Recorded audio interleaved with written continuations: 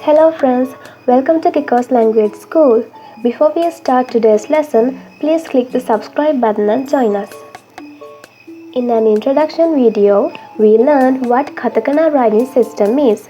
I have put the link to that video in the description box below.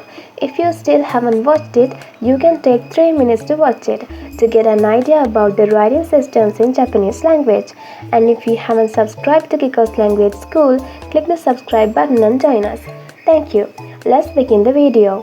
Ganbarimashou. First, let's learn how to write today's letters.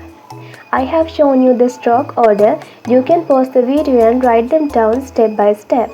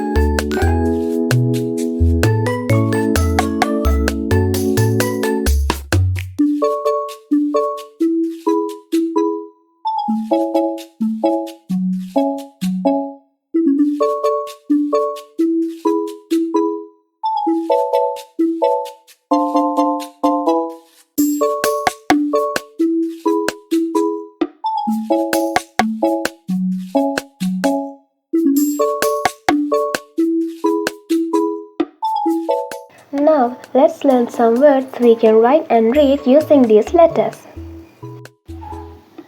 Mic, microphone. Mail, mail. Matching, match.